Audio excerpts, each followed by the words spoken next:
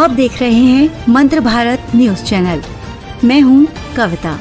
उत्तर प्रदेश की 4 बार मुख्यमंत्री रह चुकी और बहुजन समाज पार्टी पीएसपी प्रमुख मायावती ने राष्ट्रीय स्वयंसेवक संघ आरएसएस प्रमुख डॉक्टर मोहन भागवत के आरक्षण को लेकर दिए गए बयान पर तीखी प्रतिक्रिया दी है।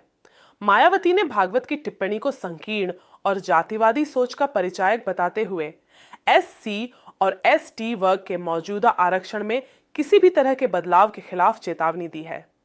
मायावती ने रविवार 9 अगस्त की सुबह सोशल मीडिया प्लेटफॉर्म एक्स पर पोस्ट कर आरएसएस प्रमुख के बयान पर अपनी प्रतिक्रिया दी।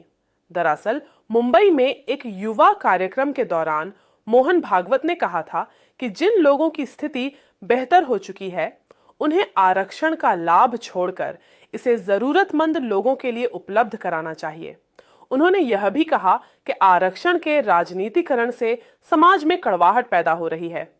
आरक्षण सिर्फ आर्थिक मदद नहीं, मायावती ने कहा कि बहुजन समाज जिसमें एससी, एसटी और ओबीसी वर्ग शामिल हैं, के लिए आरक्षण सिर्फ आर्थिक लाभ का माध्यम नहीं है, बल्कि यह सामाजिक सम्मान, सामाजिक परिवर्तन और जातिगत भेदभाव से सुरक्षा का संवैधानिक साधन भी है।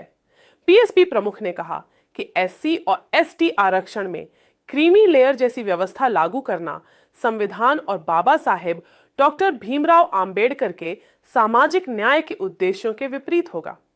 उन्होंने आरएसएस प्रमुख के उस सुझाव पर भी सवाल उठाया जिसमें लाभ पाने वाले लोगों से स्वेच्छा से आरक्षण छोड़ने की बात कही गई थी।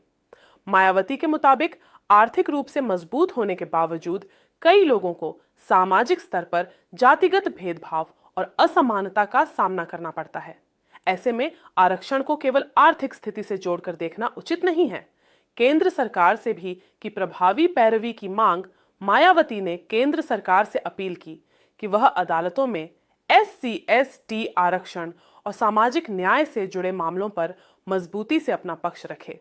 उन्होंने आरोप लगाया कि सरकारों की कमजोर पैरवी के कारण कई बार सामाजिक न्याय से जुड़े मामलों में अपेक्षित परिणाम नहीं मिल पाते हैं। बीएसपी प्रमुख ने आरएसएस और उसके प्रमुख मोहन भागवत को आरक्षण के मुद्दे पर राजनीति से दूर रहने की सलाह भी दी। उन्होंने कहा कि संविधान का सम्मान किया जाना चाहिए और आरक्षण व्यवस्था में किसी भी तरह के बदलाव या छेड़छाड़ की वकालत से बचना चाहिए।